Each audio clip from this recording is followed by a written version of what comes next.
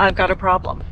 Neither of my credit cards are reading in the credit card machine, and this is a totally unmanned station.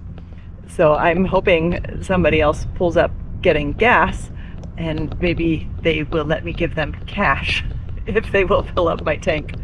Otherwise, I've got a situation.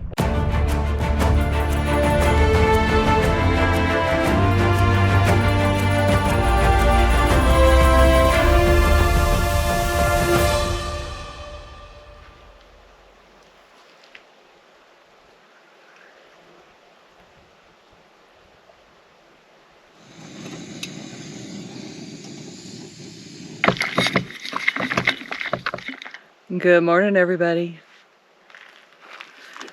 It's actually a beautiful morning. The mosquitoes aren't too bad, but I do have my thermocell running close by. My coffee is still too hot to drink. I've got to let it cool down a bit.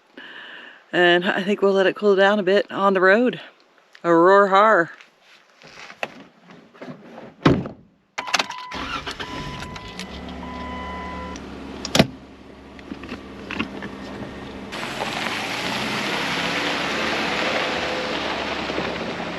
We have about 120 miles to go until Deadhorse, and it's going to be 120 miles of open tundra, which, since the road is actually in pretty good condition right now, it's probably going to get a little hypnotizing. But I'm going to have my best chance of spotting wildlife in the open tundra. There should be some muskox and some caribou. So I'm keeping my eyes peeled and crossing my fingers, and I hope we see some, like some that aren't super far away. What are we gonna choose?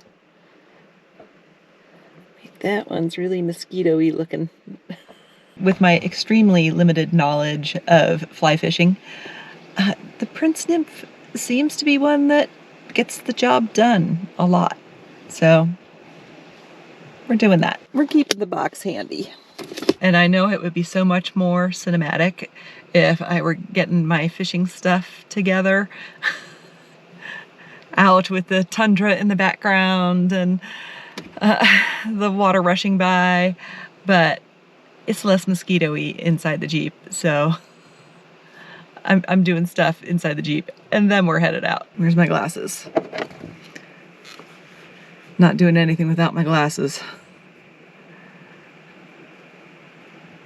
Ooh, it's tiny. Got it. The fly is tied. I have all my stuff.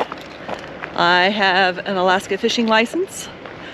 And I just had a very nice conversation with a fellow that works with the oil field stuff here. I forgot to ask him exactly what he does. Road stuff, maybe? But very nice conversation. And he suggested some fishing spots and also suggested a place that I could potentially, a couple places that I could potentially break out the pack raft, which would be really cool. I really want to do that. Maybe not today, but I really want to do that. So right now we're going fishing. Once I can figure out a path to the water. I'm furiously knocking on wood, but right now, at this immediate moment, the mosquitoes are not bad. My clothes are treated with permethrin, and I do have my head net with me, and I have my bug spray, and I have one of my thermocells with me. But I haven't had to break out any of the extra stuff yet. This is really mucky to walk on.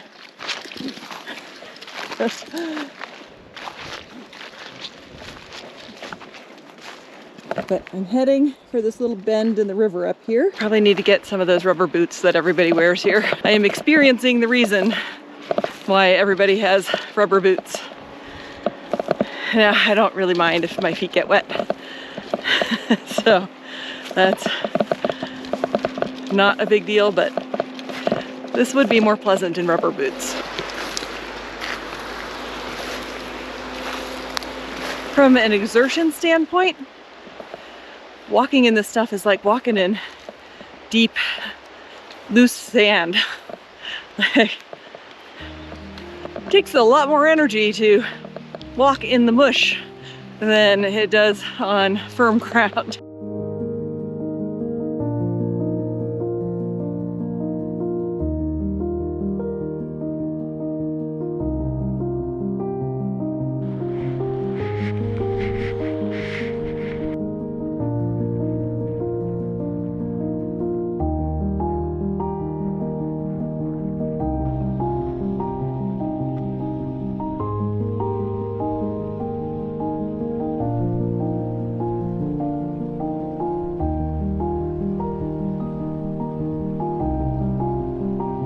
I legitimately saw a pretty good sized fish jump in the river like 12 feet from me.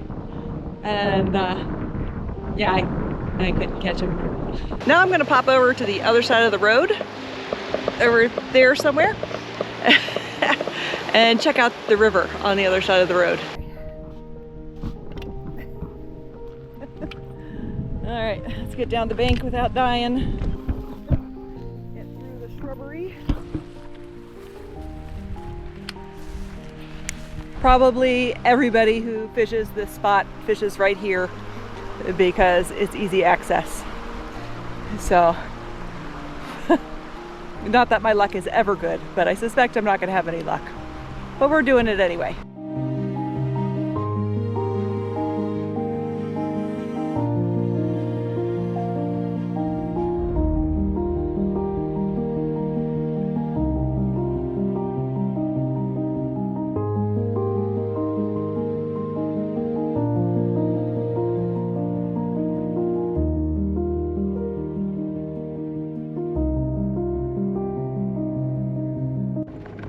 That was fun. I think I do need to get shoes for walking in this stuff. I was thinking about getting some waders because that would be very helpful. But they were kind of expensive, even the like Walmart waders. So I didn't. I can just trudge into the water when I need to if I actually land something that requires me to get into the water. But my feet are kind of wet now. I've probably only come 20 miles, so I probably still have like 100 miles to go to get to Deadhorse. But somewhere up here I'm going to stop and make some lunch because I'm hungry and it's lunchtime. It's past lunchtime. And I think I am going to make it to Deadhorse today when I get there. And then I'm going to leave and probably camp on the outskirts of Deadhorse. We'll see. I don't know. I have no plan. At least no firm, definitive plan. I have concepts of a plan. I think this looks like a promising lunch spot on the Sag River. Full name of the Sag River is something I cannot pronounce. I will put it up here.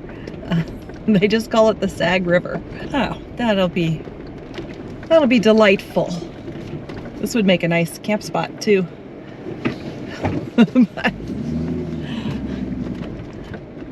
I'm not that many miles down the road, so we're not camping here. Okay, let's make some lunch. Oh, there are mosquitoes. Let us turn this sucker on. I'm breaking out this one too.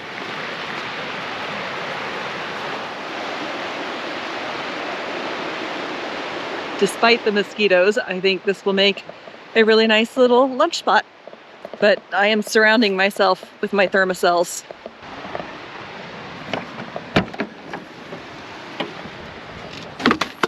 I gotta figure out what I actually have for lunch.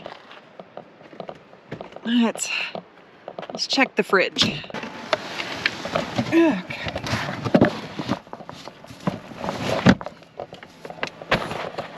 Alright, we can make another salad. Oh, I'll do some hummus. Some carrots. have some of my grapes.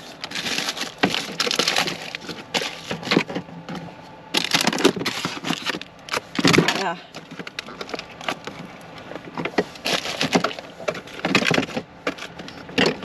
Some olives. Et voila! I've got an easy lunch and a great view. Garlic hummus. How many pairs of glasses do I have up here? I don't need that many. Good lunch. Now it's time to hit the road again and head to Deadhorse. We'll see if we make it. I may get distracted by something else along the way, and before you know it, time has flown by and it's time to make camp. But I'm gonna try to get to Deadhorse today.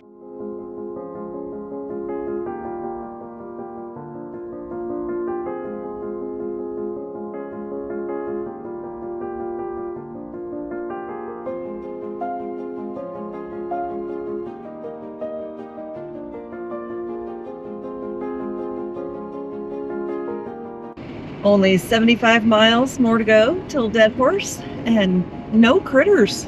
I mean, like, none. No caribou, no muskox, and this is where they're supposed to hang out, looking, but not seeing. I really haven't been driving on any, like, seriously tire-eating road until now. And this stuff looks innocuous.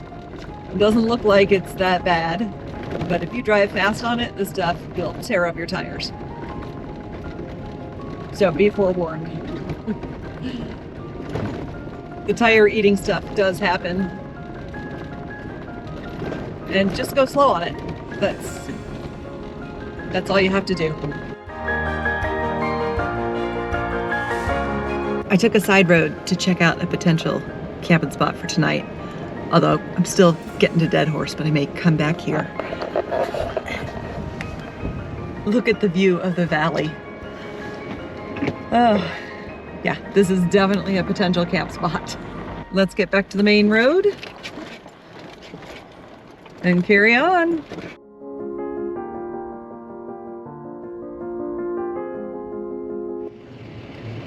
I am 45 miles from Deadhorse, and I have my cruise control on. This is a very nicely paved road right here. Still no critters.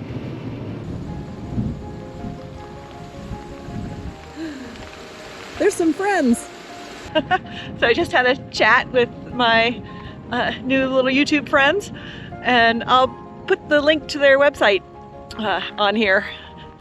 They're wonderful. They gave me a duck. And these are the Franklin Bluffs behind me, and the Sag River runs along it. And my intel is that I could potentially kayak that and not have a terribly long road walk back. So I'm gonna do some research tonight and see what I can figure out. I do have to tell you that it's kind of chilly outside right now. And if it's this chilly tomorrow, I may be rethinking the potential of kayaking. It would be really unpleasant to kayak right at this moment. Caribou! My first caribou on the Dalton. It's just one lone caribou, but it's a caribou.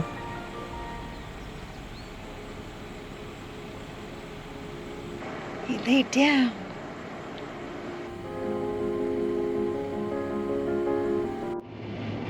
More caribou.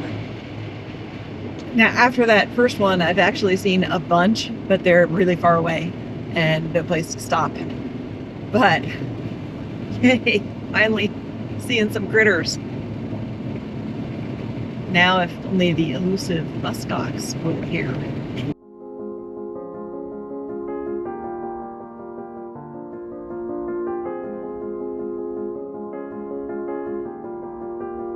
The moment I reached Deadhorse, my outside camera has frozen up and will not record.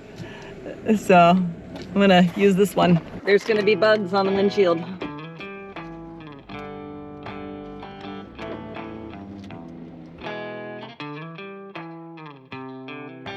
I didn't expect a big lake.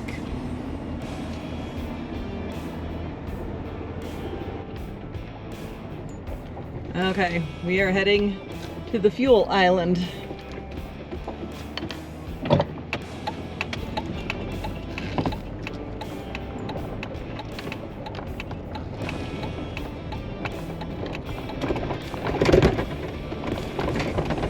It's gonna take me a minute to figure out where the gas station is. Let me see if Google has it. I'm gonna ask these guys. Can you guys tell me which way is the gas station? Back that way, just turn around, make this left right here at the corner. Okay. You're gonna go all the way down, you're gonna take another left. And you'll see Colville on the left-hand side, that's the gas station. Okay, cool, thank you. Did I give you good directions there? Yeah, I can find that. Left, yeah. Take your left. Thank you so much. We're going back because I missed my left. Who knew it would be so hard to navigate? The sign says Colville. That way. I maybe should have looked at a map of Deadhorse before getting here. So, Deadhorse is just an industrial town. Like, it is made for people who are working the oil fields, and it has accommodations for people who are working the oil fields. Although if you drive up here, you could stay at the Aurora Hotel as a tourist and not an oil field worker. But from my understanding, it's $260 a night. I won't be staying at the Aurora Hotel. I missed my left, and I think this right is the left that I should have taken. There isn't much in the way of tourist facilities here, but they do have gas. And I need gas. We aren't coming in on fumes, but pretty close. I've got maybe 20 miles. Well, let's see. It won't tell me. It just says I have low fuel. But I think I have about 20 miles worth of gas left in the tank. Big iceberg still in the middle of that lake. Was I not paying attention enough and I missed the other left?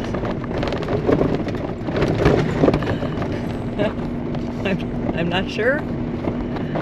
Aha. Gas station. That way. I almost drove past the gas station. I was distracted driving. Ooh, it's $7.36, so it's slightly cheaper. Okay, I've got a problem. Neither of my credit cards are reading in the credit card machine, and this is a totally unmanned station. So I'm hoping somebody else pulls up getting gas, and maybe they will let me give them cash if they will fill up my tank. Otherwise, I've got a situation. The way this works is you come in here and swipe your card. I'm going to try the old-fashioned plastic bag around your credit card trick and see if that works. You literally wrap your credit card in a bit of plastic bag. No luck with the plastic bag trick. While I'm waiting for somebody else to show up at the gas station, I'm gonna go Google ways to get your card to work. Maybe if I cover the chip? No. This is frustrating because there's no human, so I can't just give them cash. Found my key. I found an Alaskan savior in the next person who stopped at the gas tanks was a Northern Alaska tour guide, and those are the people that run the shuttle to Prudhoe Bay, So you cannot drive to the Arctic Ocean here. You can only take the shuttle to the Arctic Ocean. And it cost $85, and I wasn't really gonna do that because I'm going to Tuktoyaktuk and gonna get to drive directly to the Arctic Ocean. But a tour guide saved my butt, and thank goodness I had cash and enough cash to cover the gasoline. The long and short of it, very nice fellow. North Arctic Tours, give that guy a raise. I don't know where you are allowed and not allowed to drive here, and I suppose you could probably drive all around town probably until you come to a sign that says don't drive here, but I don't want to accidentally go somewhere I'm not supposed to go. It's really cool. All the buildings are raised up off the ground to protect the permafrost. That house is on wheels. House. It's not really a house. That building there is on like wheels. Just texted my mom and let her know that I'm not dead. It's hard because it's 7 o'clock here, which means it's 11 o'clock where she is, and she should be in bed already. I don't know how to actually get around town, and I'm not staying in town.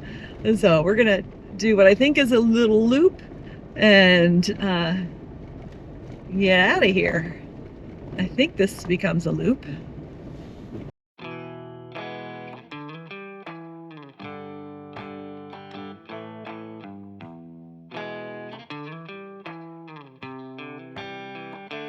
This I recognize from the YouTubes, and here are my YouTube friends.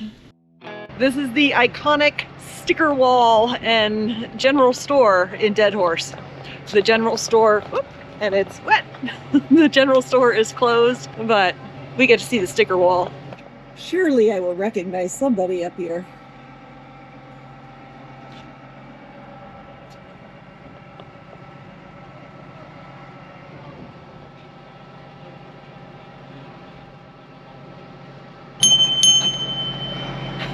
I'm glad I found this sticker place. I was planning on getting a campsite tonight down the road just a little bit, and have spontaneously decided to spend way too much money and stay at the Aurora Hotel here. They had a room, which I was half hoping when I called that they wouldn't have a room so that I wouldn't be spending money. But they do have a room, so I'm gonna spend the night in Deadhorse. But they do include all of your food, so that will be a dinner and breakfast, and free laundry.